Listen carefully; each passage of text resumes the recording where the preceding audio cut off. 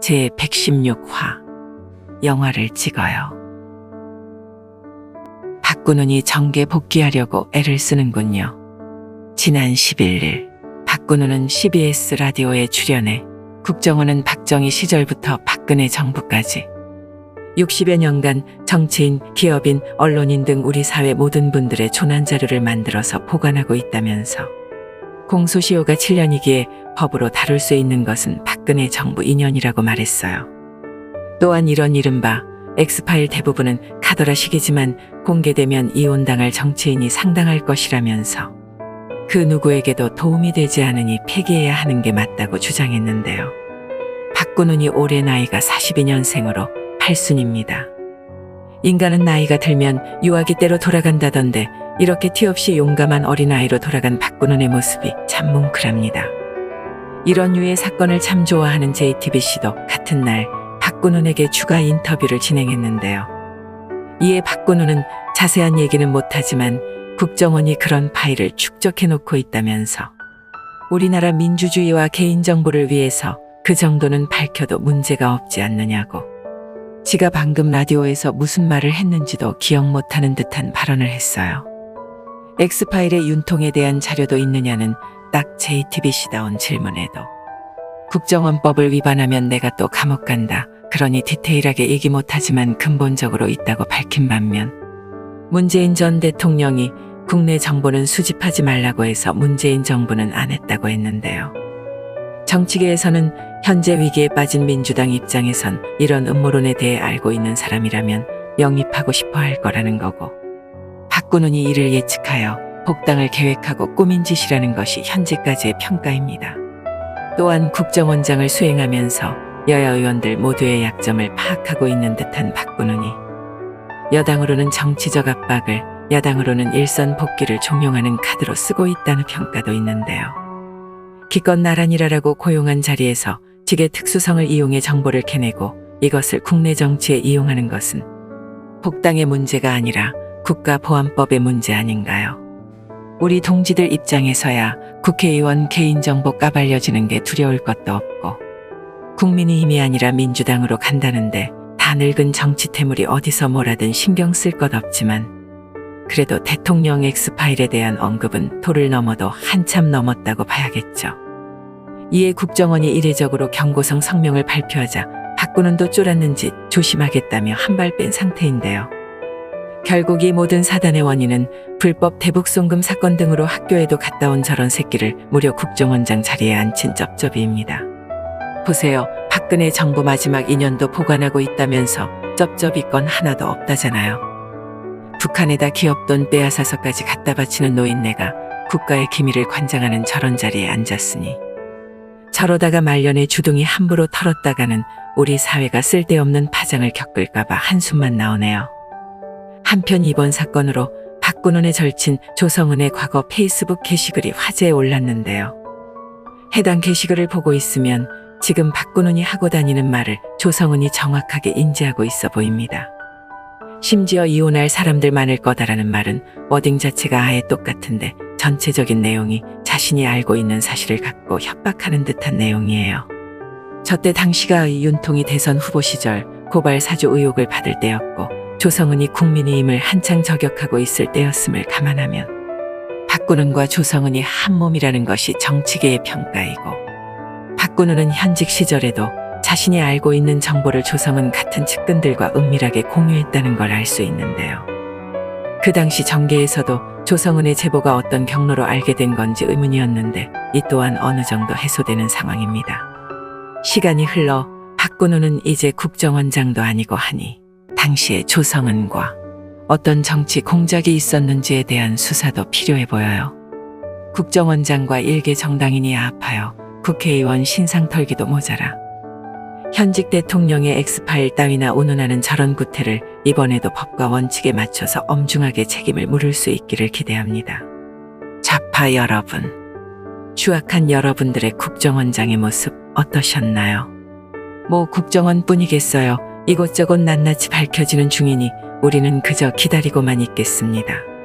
국정원을 박근홍에게 맡기다니 차라리 방앗간을 참새에게 맡기는 게 낫겠어요. 그동안 그 가벼운 주둥이 털고 싶어서 얼마나 괴로웠을까요? 저는 차라리 하태경이 됐든 누가 됐든 다 털고 쇠고랑이나 채웠으면 좋겠어요. 말년에 저런 얼굴로 어린 여자 만나려니 중요한 정보 몇 가지쯤은 나누어야 했을 박구는 정치적 야망에 쉰내 나는 노인네도 필요하면 눈 꾹 감고 안길 수 있는 조성은 그럴 거면 차라리 영화를 찍어요.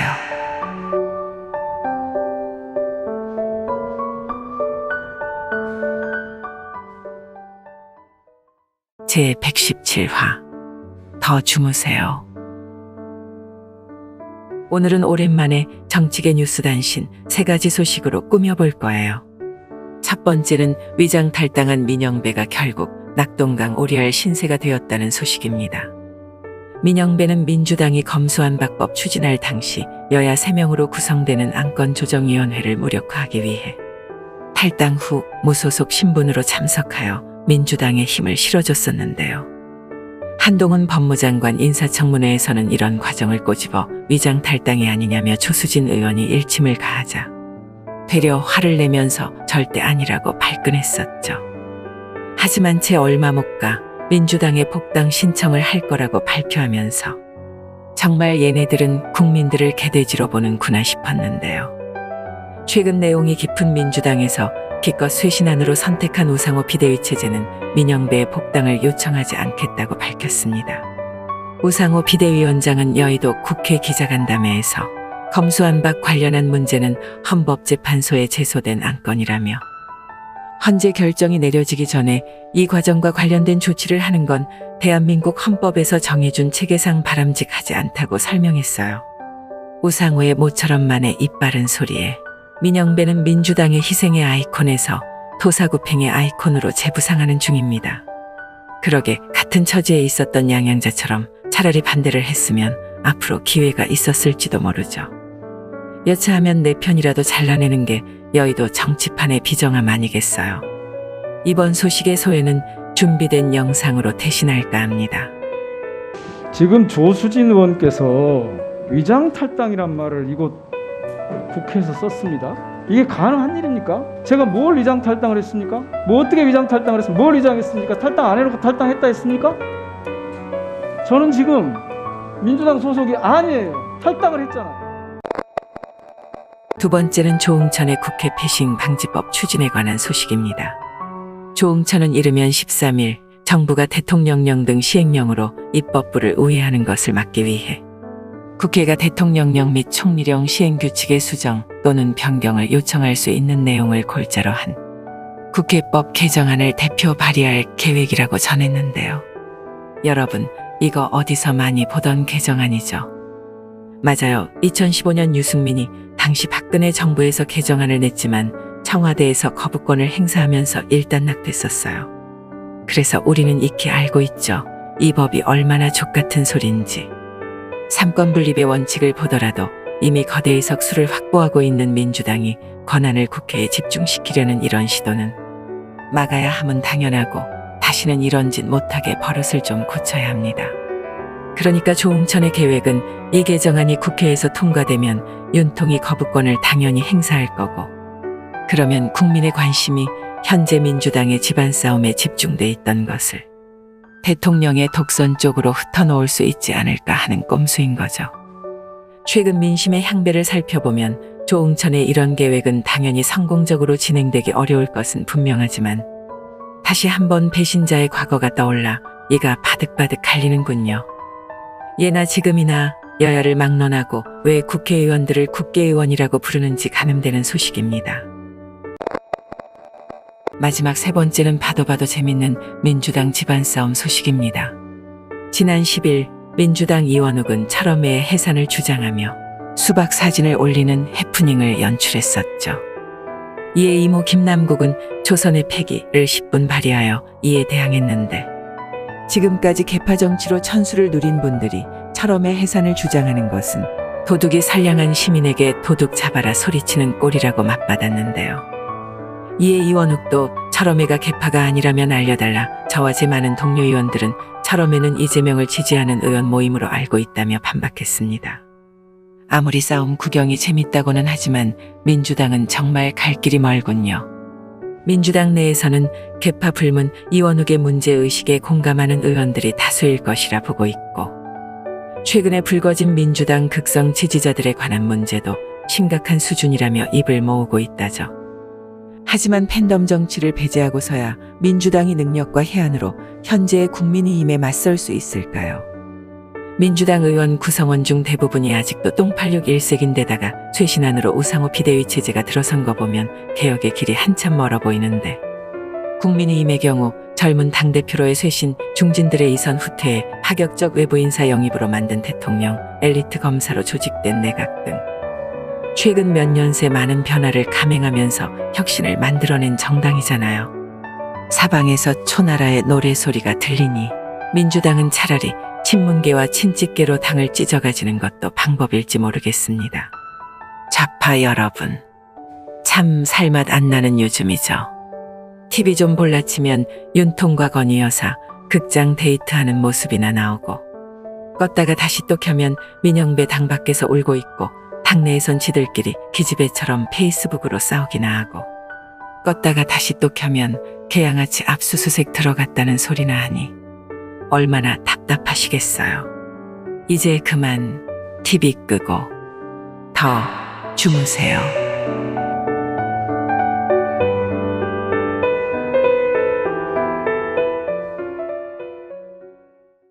제 118화 우리가 다 알아서 할게요. 지난 13일 북한 최고존엄이 방사포를 발사한 가운데 윤통이 주말에 건희 여사와 영화 관람한 것을 놓고 민주당이 공세를 펴는 중입니다. 민주당 비대위원장 우상호는 윤통을 향해 아마추어라고 지적했고, 신현영 대변인은 늑장 공개를 이유로 들어 비판하고 나섰으며, 박홍근 원내대표도 안보 걱정을 군통수권자보다 국민들이 더 해야 하는 상황이라며 거들었죠. 이외에 이원욱, 유기종, 박주민 등 민주당 의원들은 기다렸다는 듯이 윤통의 안보의식을 꼬집었는데요. 우선 민주당이 정권 교체되더니 철이 들었나 봅니다. 안보 걱정을 다 하고요. 그런 걱정이 전임 정권 때부터 계속 이어져 왔다면 진정성이 있겠지만 우리는 알고 있죠. 역대 최악의 안보는 전임 정권이었던 것을요. 현재 우리 국민들에게 안보라는 것은 구걸에서 얻는 평화를 말하지 않습니다. 설령 북한의 군사적 행동에 안타까운 희생자가 발생한다고 해도 명백한 주적인 북한을 어르고 달래서 시시각각 변하는 북한의 태도에 맞춰줄 바엔 한미 양국의 긴밀한 공조 가운데 강경한 대응으로 맞받아야 향후에 있을 테러의 위협에서도 오히려 안전하다는 것을 좌빨들 말고는 다 아니까요. 이번 민주당의 공세가 졸렬한 이유는 윤 정부가 출범하고 공식적인 대응이 없었던 것은 이번이 처음이기 때문입니다. 무대응의 이유 또한 매우 명확한데요. 합참의 말에 따르면 사거리가 짧고 고도가 낮은 재래식빵 사포인데다가 유도 기능이 없기 때문에 별도로 공개하지 않았다며 이 같은 이유를 밝혔습니다. 아니 그러니까 시발 최고존엄이 새 총을 쏴도 다 공개해야 합니까? 전임 정권과는 달리 뭐 하나 샀다 싶으면 즉각 전투기 올리고 미사일 쏴대고 하니까 남조선 눈치를 봐서는 자꾸 도발했다가는 좆될 것 같은데, 북한 내 수뇌부나 인민들 눈치 보느라 뭘 안 쏠 수는 없고 그래서 SLBM이나 ICBM 말고 재래식 방사포 쐈다잖아요. 오히려 북한 입장에서는 발사체라고 몇 발 쐈는데 대통령이라는 놈이 마누라랑 영화나 보면서 저렇게 여유 부려버리면 참 씁쓸할 겁니다. 또한 저런 구닥다리 발사체 쐈다고 우리 군이 1년에 대응을 하는 것이 오히려 과잉 대응으로 비춰질 수도 있고 군 전력에 필요한 재원도 한정적인 만큼 이번 대응은 개인적으로 문제가 없을 뿐더러 오히려 잘한 대응이라고 생각해요. 저런 거 하나 샀다고 오지랖 떨기에 민주당은 할 말이 없어야 하는데 그 놀라운 태세전환마저 국민들을 개돼지로 보는 일환이라 생각하니 참담합니다. 한편 조선중앙TV는 보도를 통해 최고존엄이 한치도 양보하지 않을 우리 당의 강대강 정면 승부의 원칙을 재천명하시었다는데, 아 시발 언어에 비해 무기가 너무 후진 거 아니니? 좌파 여러분, 전임 정권 동안 북한의 도발은 총 18회, 발사체는 무려 31기에 달합니다. 대응은 그야말로 엉망이었고 쉬쉬한 적도 많았었죠. 심지어 미사일이 날라와도 휴가 나가는 쩝쩝이 정권의 주역들이 이제 와서 터진 입이라고 말이 나옵니까? 그에 반해 구식 방사포 5발 보고를 받고도 의연하게 데이트를 즐기시는 윤통은 든든하기까지 합니다만 여러분의 세상과 제 세상은 오늘도 서로 다른 일이 벌어지나 봅니다. 여러분들이 현 정부를 비판하려면 2가지 중 하나가 이행됐어야 해요. 첫 번째, 전임 정권의 안보가 단단했거나 혹은 2번째, 안보가 허술했기에 그때도 신랄하게 비판했다. 전 정권이 그렇지도 않았지만 여러분들 중 그런 사람이 있을 리 없잖아요. 차라리 윤통처럼 주말에 가족이랑 영화나 봐요. 요즘 민주당 도시인지 범죄 도시인지 1000만 관객도 넘었다는데 쓸데없이 나라 걱정하는 척 똥 싸지 말고요. 우리가 다 알아서 할게요.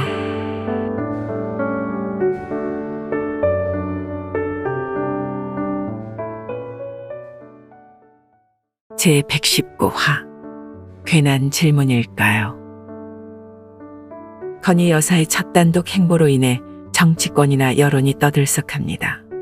건희 여사는 지난 13일 경남 김해 봉하마을을 방문해 노통의 묘역을 참배하고 권양숙을 만났는데요.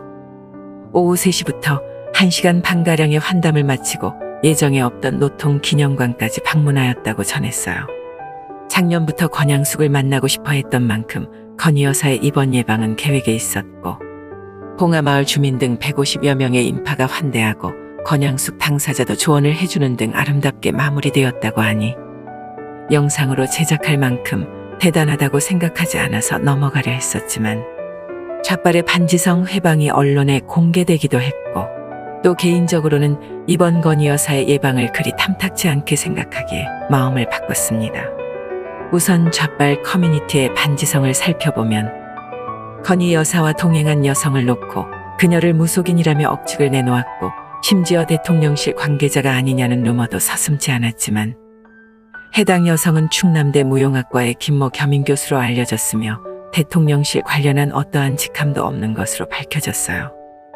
건희 여사와 평소 가까운 사이인데다가 해당 교수의 고향이 김해 쪽이라고 한다면서 동행의 이유를 설명했는데요.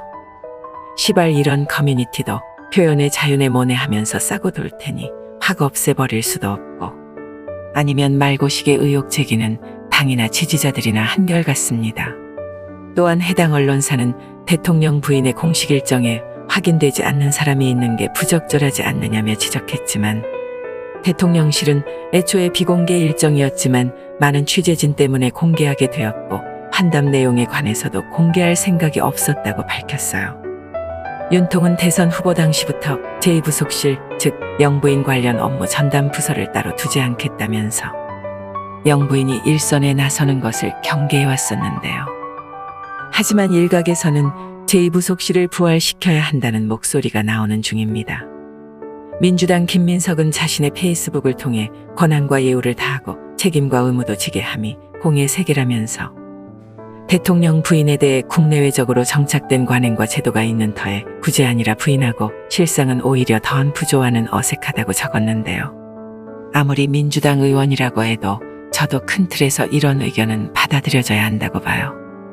지금 세간에는 소위 건희 여사의 팬카페 건희사랑 내에서 후원금 유용 의혹까지 불거지고 있고 팬클럽 회장인 강신업은 최근 매관매직 척결 국민연대라는 모임을 만들어 회비를 걷고 있는 것이 드러나 논란입니다. 여기에 페이스북에 욕설을 게시하는 등 부적절한 행동을 보이고 있으니 이와 무관하지 않은 건희 여사에게 애초에 공식 부서를 마련해 주어 보좌하게 함이 온당해 보여요. 이번 권양숙 예방의 경우도 제2부속실에 있었다면 당연히 공식 일정으로 공개해 문제를 만들지 않았을 거고 경호나 보좌도 국가 차원에서 더욱 철저하게 진행되었을 겁니다. 임기 초반이긴 하지만 정부가 일을 잘해주고 있는 이런 시국에 쓸데없는 의혹에 연루되어 국민들의 피로감을 주어선 안 될 것입니다. 다음 권양숙에 대한 이야기인데요. 권양숙은 건희 여사에게 많이 참으셔야 한다면서 윤통 뒤에서 조심스럽게 걷는 모습도 너무 잘하셨다며 조용한 내조를 조언했다고 전해졌어요. 권양숙의 이런 발언은 마치 쩝쩝이보다 앞에 서걷던 혈세로 호화 생활을 누리던 정수기를 엿먹이는 느낌이라 좋았지만 조용한 내조를 입에 담기에 스스로가 적절한 인물인가를 돌아봤으면 좋겠네요. 박연차한테서 받은 13억과 피아제 시계가 조용하지도 않았을 뿐더러 그게 내조는 아니잖아요. 무능하고 무책임한 남편이 영웅으로 떠받들어지는 세상에서 살다 보니 지가 무슨 상황쯤 되는 줄 알고 깝치는 모양인데 많이 참은 게 13억이었군요. 안 참았으면 얼마나 드셨을까요? 좌파 여러분. 그래도 노통은 국민들이 뽑은 대통령이었습니다. 임기 중반에 들어서는 좌파 정치인과 거리를 두기도 했고 결정적으로 좌빨들이 질색하고 반대했던 한미 FTA 그 시작점도 노통이었죠. 쩝쩝이와 시티즌 유에게 정치를 하지 말라고 했던 것도 그였습니다. 전문성이 부족한 탓에 경제가 무너지고 지금과는 달리 국민의 과반 이상이 그를 싫어했지만 그래도 그를 선택한 건 국민이었으니 저들이 그를 물고 빠는 것까지 뭐라고 할 생각은 없어요. 하지만 권양숙은 국민이 그 사람을 선택한 적도 없고 부패한 기업인에게 금품을 받은 부패함을 생각하면 왜 건희 여사가 저런 사람을 만나러 가는지 저런 사람에게서 무슨 조언을 듣는다는 건지 이해하기 힘든 건 사실입니다. 오히려 남편의 죽음의 책임을 통감하고 죽을 때까지 자숙하며 사는 게 맞는 것 같은데 여러분 생각은 어떠신지요? 이것도 괜한 질문일까요?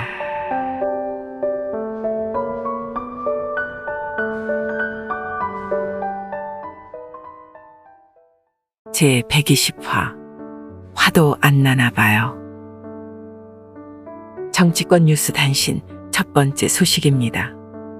양산 집회에 맞대응하겠다며 달성사저 앞에서 집회를 열겠다던 서울이 소리 백은종은 여론의 비판이 부담스러웠는지 집회 장소를 현재 윤통의 사저 앞으로 바꾸었습니다.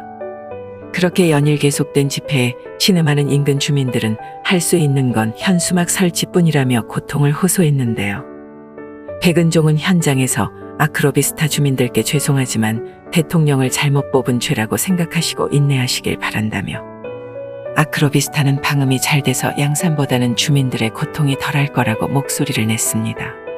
명분도 없는 이번 보복성 시위에 동지 여러분들의 공분이 거세지는 가운데 해당 집회에서 10m 떨어진 지점에서 신자유연대 관계자 등 10여 명이 이런 서울이 소리를 비판하는 집회를 또 열었다고 해요. 어찌되었건 현행 집시법으로는 이들을 처벌할 수 없다는 것이 사실이고 인근 주민들은 고통에서 자유로울 수 없는 상황입니다.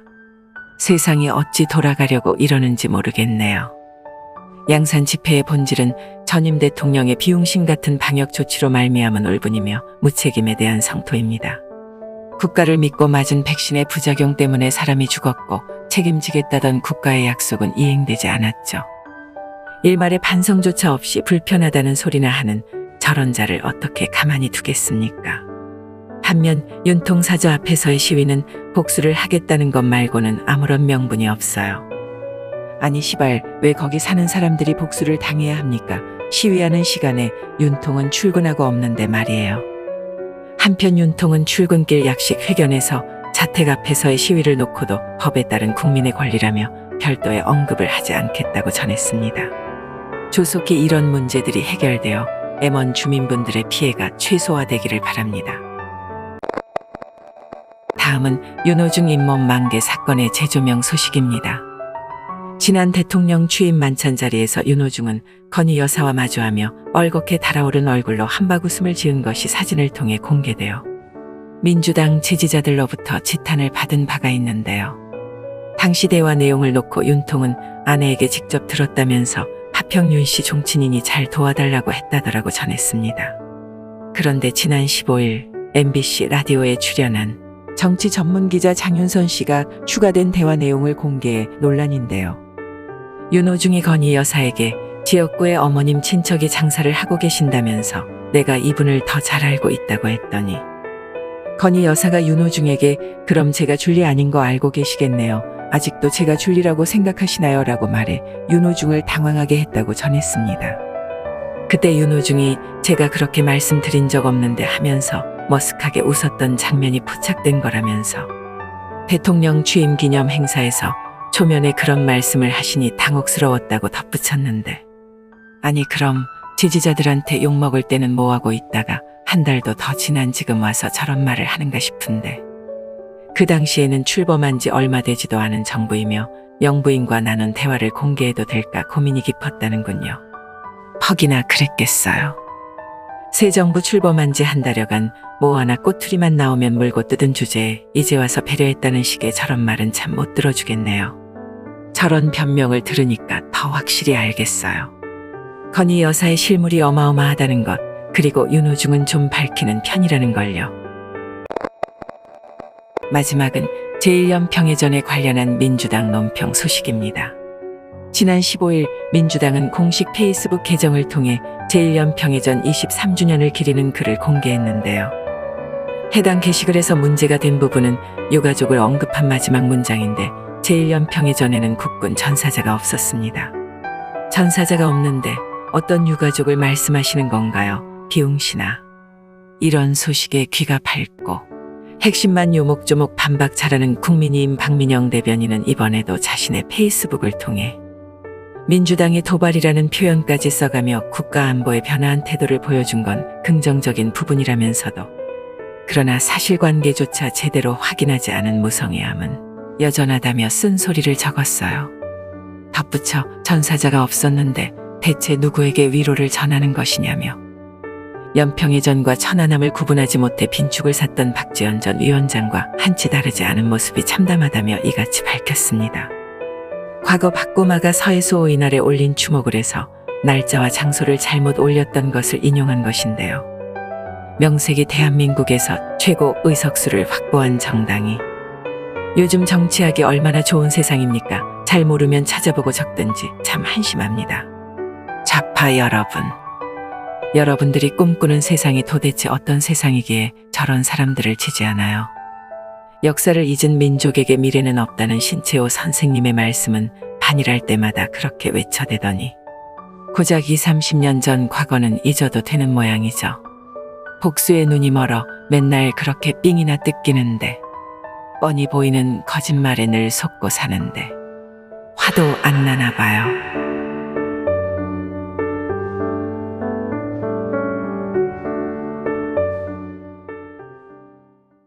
제121화 공부를 좀 하든지 해요. 하루가 멀다 하고 굵직한 사건들이 쏟아지는 시국 덕에 오늘도 몇 가지 소식을 묶어서 전달해 드려야 할 것 같아요. 첫 번째는 엠빙신이 자랑하는 프로그램 PD 수첩에 대한 소식이에요. 해당 프로그램은 지난 14일 한동훈 장관의 자녀 입시 비리에 대한 취재 내용을 공개했는데요. 한국 3M으로도 불리는 한동훈 장관의 장녀의 스펙 쌓기에 처형, 진모 씨가 개입되었다는 의혹을 제기했으며, 현재 진모 씨의 장녀와 자녀 각각 작년과 올해 아이비리그인 펜실베니아 대학교 치과대학에 합격했다고도 전했는데, 장녀의 경우 논문 표절을 통해서 대학에 진학했다는 의혹도 제기했습니다. 이에 당사자인 최 씨는 직접 온라인에 글을 올려 입장을 밝히기도 했어요. 그런데 방송 중 최 씨의 입장문을 캡처한 장면에서 엉클이라는 단어를 외삼촌으로 번역했는데, 최 씨 입장에서 한동훈 장관은 이모부가 되죠. 얘네들 예전에 광우병 방송 때도 번역 엉터리로 하더니 또 장난질 하는군요. 외삼촌으로 엮으면 한동훈 장관에 타격을 줄 수 있을 거라고 생각한 모양이에요. 일련의 정황은 진위 여부를 따져봐야 할 문제겠지만, 처조카가 입시 비리가 있다고 해도 그게 한 장관이랑 무슨 상관이 있나요? 피 한 방울 안 섞였는데. 개양아치 쉴드 칠 때는 아들도 사실상 남이라더니 처조카는 피부치가 되는 기적의 논리 잘 들었습니다. 두 번째는 민주당 윤건영의 쓴소리, 아니 개소리 소식이에요.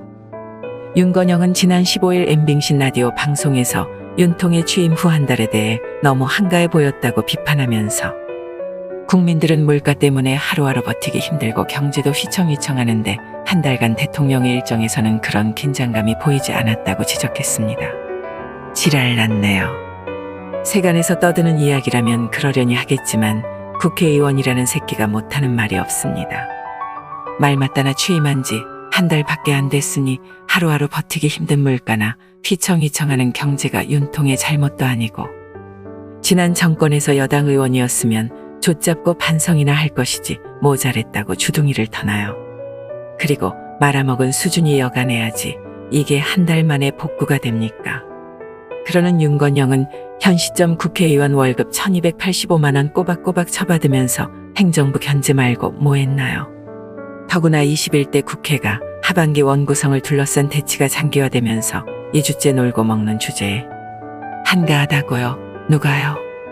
얼마 전에 우상호도 청년들은 라면 먹는데 대통령이 극장에서 팝콘 먹는다고 지랄하던데 공격을 하든 견제를 하든 다 좋은데 요즘 초딩들도 그렇게는 말싸움만 해요. 시발 이제 한 달 됐는데 어지간합니다. 세 번째는 서해 공무원 피살 사건에 대한 소식이에요. 인천해양경찰서는 16일 이른바 서해 공무원 피살 사건에 대한 사실상의 재조사 결과를 브리핑했는데요. 2년 전 서해 북단 소연평도 해상에서 실종됐다가 북한군의 총격을 받고 숨진 당시 해수부 공무원이 월북했다고 단정할 근거를 발견하지 못했다면서 군 당국의 첩보와 피해자의 도박 빚을 근거로 A씨가 자진 월북했다고 밝힌 2년 전 중간 수사 결과를 뒤집었습니다. 당시 A씨의 빚이 2억 6천만 원이었음을 감안하더라도 자진 월북이라는 게 제정신입니까? 언론 일각에서는 정권이 바뀌면서 결론이 뒤집힌 것을 놓고 석연찮다는 듯이 보도하는 경우도 있던데 이건 누가 봐도 쩝쩝이가 북한을 하도 싸고 도는 통에 잘못 수사된 결과를 바로잡은 거죠. 그 당시 유족들은 자진 월북이라는 이런 말도 안 되는 발표에 반발해 청와대 국가안보실, 해경청, 국방부를 상대로 정보 공개 청구 소송을 제기해 1심에서 일부 승소한 바 있는데요. 당시 국가안보실은 정보 공개를 거부하며 항소할 뜻을 밝혔지만 이번 브리핑 시점에 맞추어 항소를 취하하고 유가족에게 사과의 뜻을 밝혔습니다. 하루가 멀다 하고 정권이 바뀌었다는 걸 실감하는 대한민국이에요. 국가가 국민을 지켜주지는 못할 망정 도박쟁이로 몰고 관련 정보도 공개하지 않으니 유가족들의 그간 마음고생을 감히 짐작도 못하겠어요. 이번 사건을 계기로 윗선까지 수사가 이어졌으면 하는 게 북한군에 의해 총살을 당하고 시신도 불태워졌다는데 관련 사실을 보고 받고도 북한과의 협력을 강조한 쩝쩝이의 트위터 글이 알려지면서 많은 국민들의 공분을 사고 있습니다.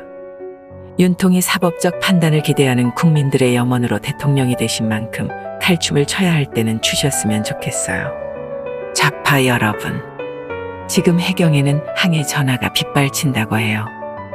여러분들이나 여러분들의 친구들이 대통령 바뀌었다고 수사 결과를 뒤집냐며 뭐라고들 했겠죠. 진지하게 물어보고 싶은데 여러분들도 인간입니까? 2년간 억울한 누명 속에 지낸 유가족들은 여러분들을 악마라고 생각하지 않을까요? 어떤 사람은 좌빨들은 정치를 선과 악으로 본다던데 제가 봤을 땐 그것도 아닌 것 같아요. 제가 봤을 때 여러분들을 가장 잘 표현하는 문구는 이게 최고라고 생각해요. 좌파 탈출은 지능순. 멍청한 건 죄가 아닙니다. 그걸 주장함으로써 죄가 되는 것일 뿐. 입을 좀 닥치든지 공부를 좀 하든지 해요.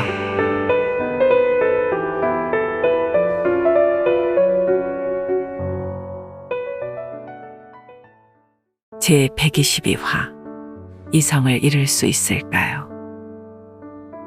포털의 연일 서해 공무원 피격 사건에 대한 정부의 새로운 입장을 다루는 기사로 가득한 가운데 감사원이 해당 사건에 대한 감사에 착수했다는 보도가 나왔습니다. 윤통도 출근길 약식 회견에서 기자들에게 조사가 좀 더 진행되지 않겠느냐면서 이번 사건을 조용히 넘어갈 것 같지는 않을 듯한 뉘앙스의 말을 남겼는데요. 지금 현재 민주당에서 주장하는 반발의 골자는 한마디로 조사 결과를 뒤집을 만한 뚜렷한 근거가 없지 않느냐는 거예요. 민주당 윤건영은 해경의 발표가 있은 직후 입장문을 통해 오늘 해경의 발표는 월북 의도가 아니라는 명확한 증거도 내놓지 못한 채 월북 의도를 인정할 만한 증거는 발견하지 못했다는 어정쩡한 결론을 내려 오히려 교묘하게 사실관계를 호도하고 있는 것이라며 우리 국민의 아픔이 특정 정권의 정치적 이해관계에 따라 이용되지 않기를 바란다고 비판했다는데요. 이게 참 개똥 같은 소리인 게 월북을 주장했던 전 정권에서 근거를 제시해야지 월북이 아니라는 쪽에서 어떻게 근거가 있을 수 있나요? 해경도 지난 16일에 있었던 브리핑을 통해 발표하길 월북했다고 단정할 근거를 발견하지 못했다잖아요. 안 했다고 주장하는 쪽은 상식적으로 근거가 없는 것이고 오히려 월북을 주장한 쪽이 지금까지의 말도 안 되는 근거 외에 새로운 근거를 제시해야 하는 겁니다. 민주당이 내놓는 이런 신국 권력의 충돌이라는 프레임에 우리 동지 여러분들은 넘어가지 마시길 바랍니다.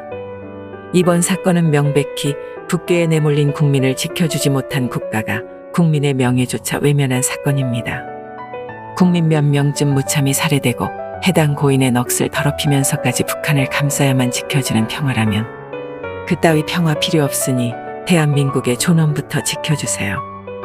일단 감사원이 움직이기 시작했고 국민이 임해서도 사건의 진상을 규명할 거라는 성명까지 나왔으니 향후 조사 결과에 기대가 큽니다. 한편 하태경은 이번 사건과 관련해 정권 바뀌기 전 수사하기 전에 이미 월북이라는 결론을 냈다는 해경의 양심 선언이 있다고 주장했는데요. 쩝쩝이가 이런 비난에서 스스로 억울하다고 생각하고 결백하다고 생각하면 기록물 공개를 요청하라면서 감청 자료에 월북 내용이 있어서 월북이라는 큰 방향의 수사 결론이 이미 나 있었고 나머지는 이걸 정당화하기 위해서 억지로 짜맞춘 수사였다고 덧붙였는데요.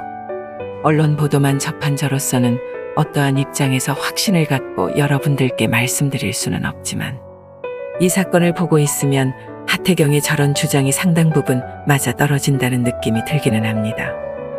아니 시발 도박 빚이 있으면 열심히 일해서 갚거나 도저히 절망적인 상황을 타개할 수 없다면 스스로 극단적인 선택을 하는 경우는 있어도 가족들 다 놔두고 47세의 나이에 월북하려고 21.5km를 헤엄쳐서 갔다. 요즘 영화도 이렇게 만들면 욕먹어요. 좌파 여러분. 2014년 4월 16일 전라남도 진도군 관매도 부근 해상에서 어린 학생들을 잔뜩 태운 선박이 침몰하는 사건이 발생했습니다. 맞아요. 그 선박의 이름은 세월호입니다. 당시 대통령이었던 박통은 사고 수습 상황을 보고받고 7시간여 만에 현장에 도착했었고 좌파를 중심으로 한 여론은 대통령의 그 7시간을 질타하며 마치 해당 사고가 대통령의 책임인 듯이 몰아갔었죠. 네, 이해합니다. 국가의 대형 참사에 이성을 잃었을 수도 있겠죠. 박통은 이후 수많은 의혹에 휩싸였고 결국 노구의 몸으로 단연간의 옥고를 견뎌야 했습니다. 자, 이제 돌아와서 이번 서해 공무원 피격 사건을 봅시다. 최종 조사 결과가 전임 정부의 거짓과 음해로 귀결된다면 여러분들은 또 한 번 이성을 잃을 수 있을까요? A씨가 피격된 시각은 2020년 9월 20일. 이제 여러분에게는 박근혜의 7시간에 이어 문재인의 10시간을 생각해야 할 차례입니다. A씨 사망 첩보를 입수한 직후 청와대에서는 장관급 회의가 열렸지만 문재인은 그 회의가 열린 줄도 몰랐다가 이튿날 아침에 보고 받았다고 해요. 꼬박 10시간이 흐른 이후죠. 자, 다시 한번 여쭤봅니다. 여러분들은 또 한 번 이성을 잃을 수 있을까요?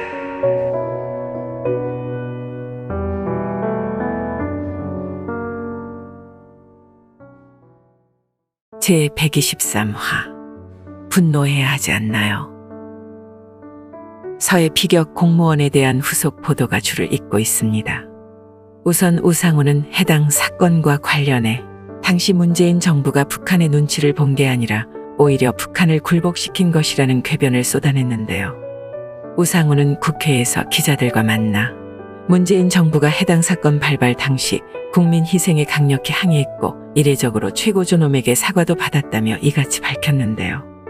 우리와 다른 세상에 사는 좌빨의 망발에 실소가 터집니다.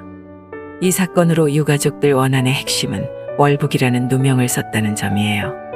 상식적으로 앞뒤가 안 맞는 거죠.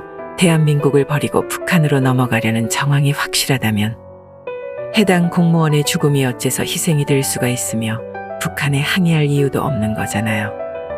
하지만 지금 민주당이나 문재인 측에서 월북이 맞다고 재차 발표하지 않는 이유는 우리 모두가 알고 있죠. 어제 하태경이 애초에 월북으로 결론 내고 조사했다고 들었다는 혜경의 그 양심 선언이 확실해 보이는 게 지금 이 시간까지도 프레임 짜기 바쁘고 북한의 눈치를 받네 안 받네 이딴 거나 대응하고 정작 혜경의 결론에 이의를 제기하지는 않는 모습만 봐도 알 수 있잖아요. 우상호 의원 나으리께 묻습니다. 그러니까 월북입니까? 아닙니까? 우상호는 덧붙여 대통령실 기록물 공개에 민주당이 협조할 생각 없다며 일축했는데 참 사람 새끼 아니네요. 문제는 국가안보실과 유가족 간의 법적 공방에서 1심에서 패소했음에도 불구하고 해당 사건을 대통령 기록물로 분류해 15년간 봉인하기로 결정했습니다. 그 봉인을 풀 수 있는 방법은 서울고등법원장이 압수수색 영장을 발부하는 방법 외에도 국회 제적의원 3분의 2 이상의 찬성이 있는데요. 민주당이 최근에 내부 사정이 좋지 못하고 급격히 떨어지는 국민들의 지지를 감안했을 때 반대하기 쉽지 않을 거라는 평가도 있었는데 역시나 진골 똥팔육의 판단은 클래스가 다르긴 합니다. 눈치 따윈 안 보네요. 한편 어제 하태경이 언급한 내용에 신빙성이 더해지는 보도도 나왔습니다. 사건 7일 만에 혜경이 잦은 월북이라는 중간 수사 결과를 발표한 배경에 당시 청와대 민정수석실의 지침이 있었다는 건데요. 민정수석실 행정관이 혜경 지휘부에 잦은 월북에 방점을 두고 수사하라는 지침을 전달했다고 하네요. 이렇게 된 이상 이제 윗선까지의 관련자 처벌은 시간 문제로 보여집니다. 또한 해당 사건을 수사한 혜경 간부들이 줄줄이 승진했다고도 전해졌는데요. 당시 혜경은 실종자 이 씨의 슬리퍼에서 다수의 DNA가 검출된 점을 미루어 잦은 월북이라는 결론에 도달할 수 없는 상황임에도 이 씨의 도박빚 액수를 부풀려가면서까지 월북으로 판단했는데 그 사건을 수사한 간부들 중 김홍희 당시 해양경찰청장의 경우 문재인 정부에서 치안감으로 승진한 뒤 2020년 3월 치안정감을 거치지 않고 바로 치안총감인 해경청장에 임명되어 해경 역사상 최초로 2계급을 승진했다고 해요. 또 사건 수사를 총괄했던 윤성현 당시 해경청 수사정보국장은 실종자 이 씨가 급여를 포함해 금융사 지인 등에게 빌린 돈으로 수억 원대 인터넷 도박을 했다며 숨진 이 씨의 도박빚 등 개인정보에 대해 자세히 밝힌 인물인데 사건 3개월 만인 그해 12월 치안감으로 승진했다고 전해졌습니다. 지난해 7월 인권위가 법익의 균형성을 상실한 채 내밀한 사생활까지 대중에게 공개한 것을 비판하며 윤 전 국장에게 경고 조치할 것을 권고했지만 지금은 남해지방 해경청장으로 재직 중인 상황이에요. 뿐만 아니라 현장 수사를 책임진 옥현진 당시 인천해양경찰서 수사과장도 작년 1월 총경으로 승진한 뒤 해경청 외사과장으로 발령났고 김태균 전 해경청 형사과장도 이후 울산 해경청장으로 전보됐다고 해요. 이번 사건의 파장은 앞으로도 계속 이어질 것 같군요. 도대체 몇 놈들이 개입됐는지 가늠도 안 되는 이 시점에서 관련자 모두 처벌하려면 꽤 오랜 시간이 필요해 보여요. 그렇다고 돌아가신 분이 살아올 리는 없겠지만 진실은 반드시 승리한다는 점과 그러한 정의가 이루어지고 있는 현 상황이 유가족들에게 미약하나마 위로가 될 수 있기를 바랍니다. 좌파 여러분, 이러한 일련의 부패한 정황 근거 속에서도 민주당을 감싸고 싶은가요? 공황장애로 인한 현실도 비성목적의 월북으로 판단한 당시 해경 간부들은 그래도 승진이라는 대가를 받았지만 여러분들은 도대체 무엇을 위해서 저들을 싸고 도는지 이해가 안 가요. 여러분들이 캐릭터를 만들어 귀엽다고까지 한 북괴군 통수권자는 우리 국민을 무참히 살해할 것을 지시했으며 이 나라 해경은 그에게 누명을 씌웠고 대통령은 외면했습니다. 여러분들의 몸속에 심장이라는 것이 뛰고 있다면 5.18을 대할 때처럼 세월호를 대할 때처럼 분노해야 하지 않나요?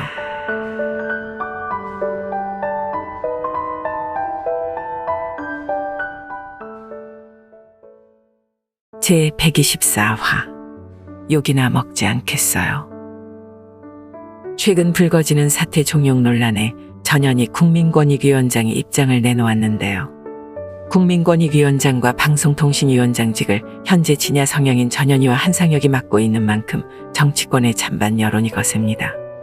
전현희는 지난 18일 기자들과의 인터뷰에서 법률에 정해진 공직자의 임기를 두고 거짓말이 오가고 국민들께 걱정을 끼쳐드리는 상황에 대해 매우 안타깝게 생각한다면서도 국민권익 보호라는 역할을 성실히 수행하겠다며 스스로 물러날 생각이 없음을 밝혔는데요. 친야 성향의 전 위원장이 이제와 법치를 운운하니 참 재밌긴 합니다만 정황이나 속내를 들여다보면 사실상 알박기라고밖에 안 보여져요.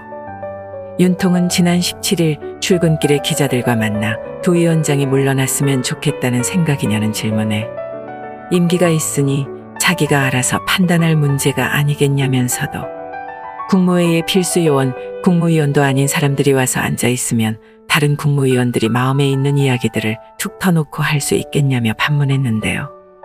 국민의힘 권성동 원내대표 또한 두 사람들이 자리를 양보하고 물러나는 것이 정치 도의상으로 맞다고 생각하고 있다면서 윤통의 의중에 힘을 싣기도 했어요.